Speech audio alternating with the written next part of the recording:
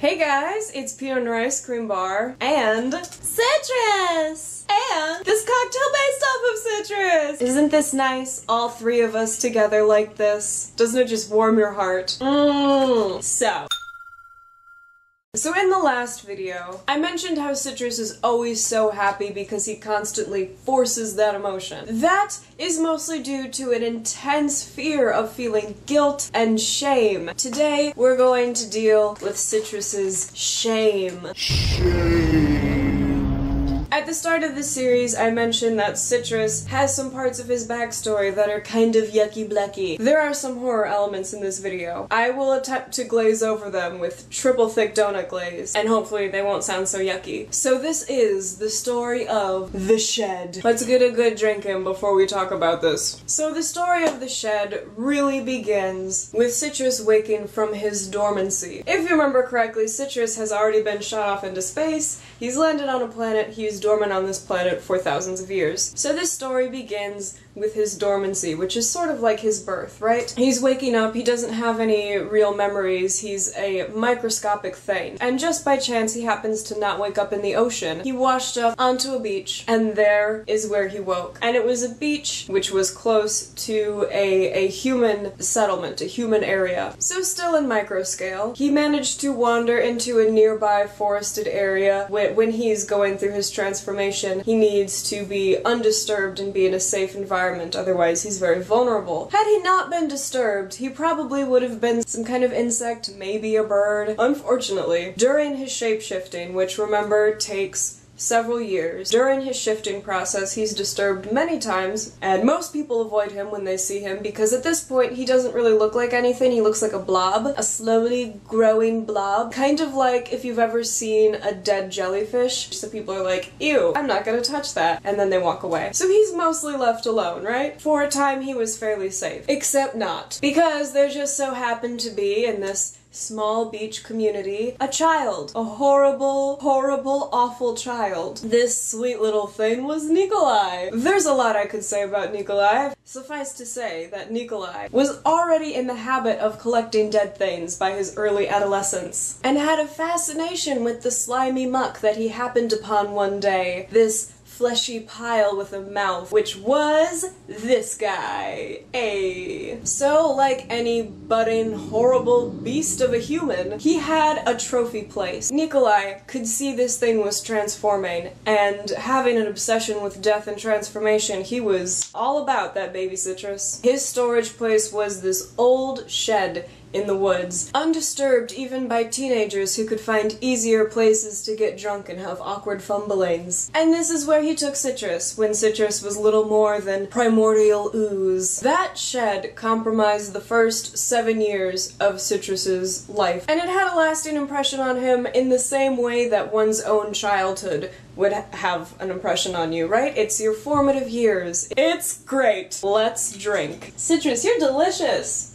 That's weird. It was weird to say that. Nikolai, for his part, was not a good pet owner, if you can call fleshy ooze with a gaping mouth a pet. For a long time, he was just sort of in awe of Citrus, but he still had the attention span of a child. So he kind of got bored of Citrus too quickly. And he decided the best thing to do was to try and kill it, which he attempted to do by feeding it glass. But Citrus is a real champ, and like our raccoon friends, he has the innate ability to eat pretty much anything. It's part of his species' really bizarre ability to adapt to any environment. They can eat anything, and they don't really produce waste, which is kind of upsetting. Like, where's that going? Where did it go?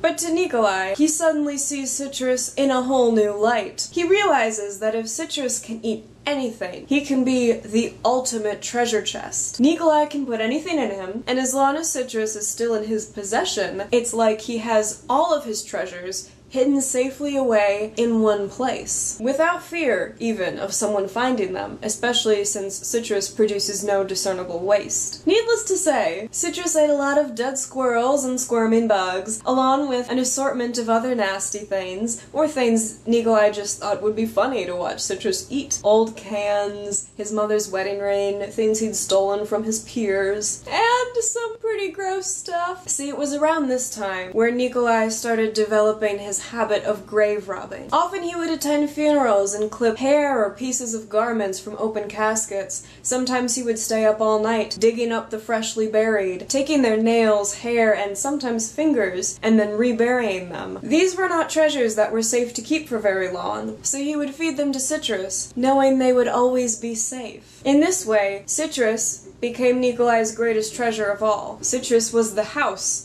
of all his gains. Years passed in this way, but now that Citrus was seeing nothing of the outside world and a whole lot of Nikolai, he began to copy his caretaker's body. After all, in the shed, very limited environment, Nikolai is the most well-adapted thing. Everything else in the shed is dead or dying. Slowly but surely, Citrus started to take on human features, looking like a strangely blank child, lacking skin texture and facial features, but opening a pair of bright green, distinctly bug-like, pupilless eyes. At this point, Nikolai started seeing Citrus as having an even greater purpose. He thought Citrus could be his prodigy, an accomplice in future crimes, someone who he could teach to be just like him, but also eat all of the evidence and never leave a trace. He began to teach Citrus. Nikolai himself was homeschooled and quite smart, while probably his lessons were very weird. They did help in the long run, but the more he learned, the more he wanted to venture out that door. And it happened in a really unremarkable way. One day, Citrus's limbs were simply well developed enough for him to walk out and open the door and leave the shed. And that's pretty much it. He didn't associate the shed with any negative emotions. It wasn't a grand escape that he made. He wasn't,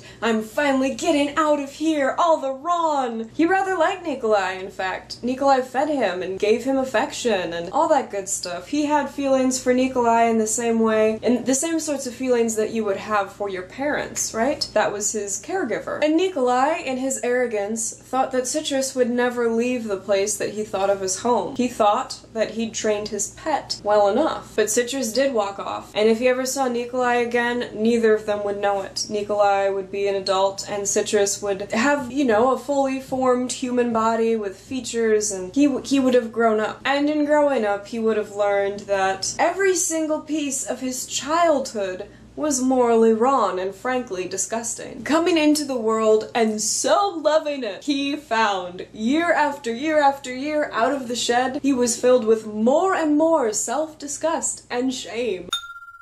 So, I hope you enjoyed this. I hope it wasn't too weird and gross. Thank you guys for watching. I will talk to you later. And of course, cheers. Forget your shame! Bye!